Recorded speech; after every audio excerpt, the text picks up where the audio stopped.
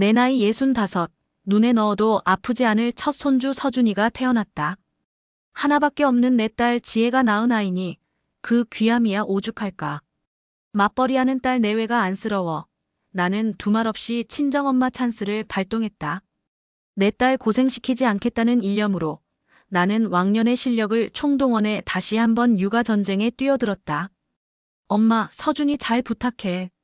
엄마만 믿어.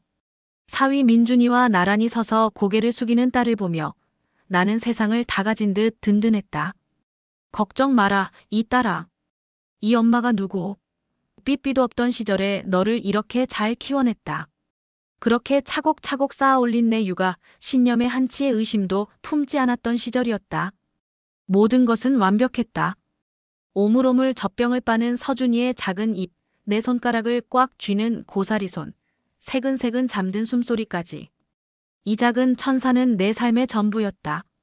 우리 강아지 좋은 것만 먹이고 따뜻하게 재우고 포대기로 착 감싸서 할미 심장 소리 들려주며 키워야지. 하지만 그 단단했던 신념에 균열이 가기 시작한 것은 순식간이었다. 첫 번째 충돌은 온도 문제였다. 가을바람이 제법 쌀쌀해진 어느 날 나는 얇은 내복 위에 보송보송한 우주복을 입히고 겉에는 폭신한 속사계까지 둘러줬다. 그런데 퇴근하고 돌아온 딸의 얼굴이 하얗게 질리는 게 아닌가. 엄마, 애 땀띠나. 애들은 시원하게 키워야지. 태열 관리 안 해주면 아토피로 간다니까. 지혜는 다급하게 속사계와 우주복을 벗겨냈다. 순식간에 얇은 내복 바람이 된 아이를 보니 내 속에서 천불이 났다. 옆에 있던 사위는 어쩔 줄 몰라 내 눈치, 제 마누라 눈치를 번갈아 볼 뿐이었다. 얘, 지혜야. 너 어릴 땐 춥다고. 내복 위에 스웨터까지 입혔어. 애는 뱃속에서부터 따뜻한 데 있던 애라고. 엄마, 그건 옛날 방식이야. 요즘엔 소아과에서도 절대 그렇게 안 해. 옛날 방식. 남도 아닌 내 딸의 입에서 나온 그 말이 칼날처럼 심장을 찔렀다. 내가 평생 너를 키우며 터득한 지혜가 한순간에 시대에 뒤떨어진 고집이 되어버렸다. 두 번째 전쟁은 물 한 모금에서 터졌다. 분유를 먹고 나서 아이가 칭얼거리기에 구수한 보리차를 살짝 식혀 젖병에 담아 물렸다. 우리 지혜도 어릴 때 이렇게 보리차를 먹이면 개원해지도 않고 잠도 잘 잤다. 그런데 그걸 본 딸의 표정이 싸늘하게 굳었다. 엄마, 내가 6개월 전엔 분유 말고 아무것도 먹이지 말랬잖아. 인터넷 육아 카페에서도 의사 선생님도 신신당부한 건데 왜 자꾸 엄마 마음대로 해? 그깟 물 한 모금이 뭐 그리 대단한 일이냐? 그럼 옛날 엄마들은 다 애 잡을 일 있었니? 너도 이렇게 커서 시집까지 가놓고는. 아, 제발. 우리가 하자는 대로만 좀 해줘. 자꾸 엄마 방식대로 하니까 우리가 너무 힘들어. 딸은 내 손에서 보리차 젖병을 빼앗아 싱크대에 콸콸 쏟아부었다. 나는 할 말을 잃었다. 더 서러운 것은 옆에 서 있던 사위 민준이까지 지혜 말이 맞아요, 어머님. 요즘은 다 이렇게 한대요. 라며 거드는 것이었다. 나는 순식간에 내 딸의 집에서 상식 없는 구식 할머니가 되어버렸다. 그날 이후 육아는 고역이 되었다. 딸이 적어놓고 간 포스트잇은 내게 내려진 감시 목록이나 다름없었다. 실내 온도 23도, 수면 교육, 장난감 소독. 나는 로봇처럼 그 지시를 따랐지만 마음은 텅 비어갔다. 결국 사달은 포대기 때문에 터지고야 말았다. 그날따라 서준이가 밤새 잠을 설치고 울며 보챘다. 수면 교육인지 뭔지 때문에 애가 스트레스를 받는 것 같아 속이 상했던 나는 결국 내 방식대로 아이를 포대기에 둘러엎었다. 등을 토닥이며 자장가를 불러주자 아이는 신기하게도 금세 내 품에서 새근새근 잠이 들었다. 그래, 이게 바로 교감이지. 기계가 아니라 엄마의 온기가 약이란다. 그런데 그 광경을 본 딸이 깊은 한숨을 내쉬었다. 엄마, 내가 수면 습관 망가진다고 포대기 쓰지 말아달라고 했잖아. 진짜 왜 그래? 그 순간 내 안에 무언가가 툭 하고 끊어졌다. 꾹꾹 눌러 담아왔던 서름이 용암처럼 터져나왔다. 그래. 내 방식은 다 틀려먹었다 이거지. 내가 내 아들 잡아먹기라도 하는 것 같으냐?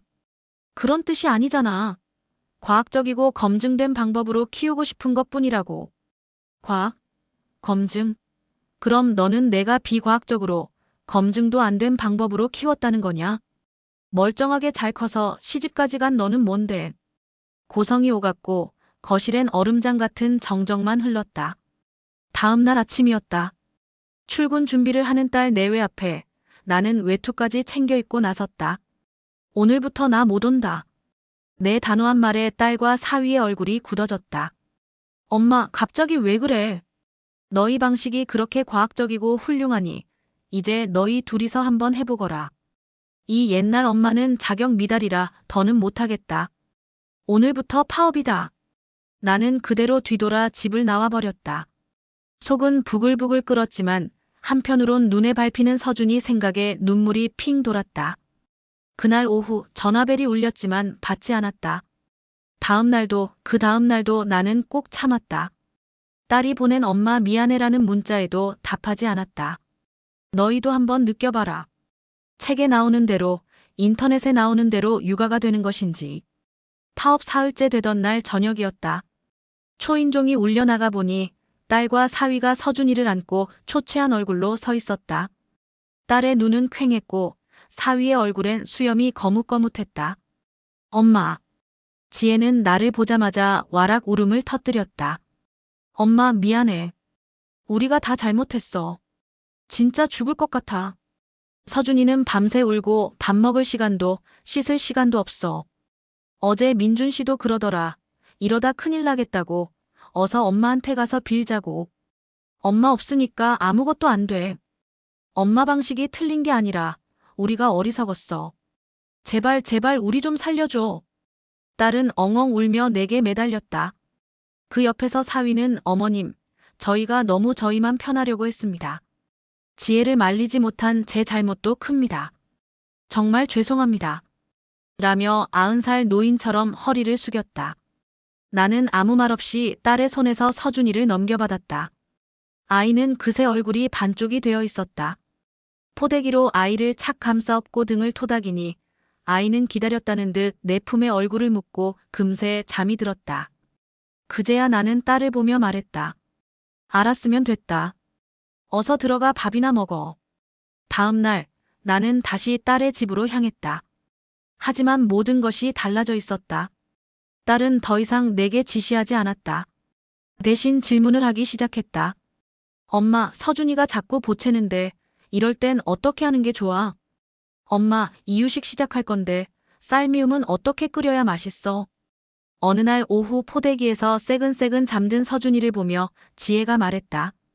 엄마, 이 포대기 진짜 마법 같다. 엄마표 수면제네. 나는 웃으며 답했다. 이건 수면제가 아니라 사랑이다, 이 딸아. 내 등 뒤에서 아이를 감싸는 이 낡은 포대기. 끈이 까마득하게 벌어진 줄만 알았던 세대의 틈을 단단히 이어주고 있었다. 육아에는 정답이 없다. 하지만 가장 좋은 교과서는 사랑이라는 것을 내 철없는 딸과 사위는 혹독한 며칠을 통해 겨우 깨달은 모양이다. 그렇게 우리 집에 길었던 육아 전쟁은 진짜 가족이 되어가는 것으로 막을 내렸다.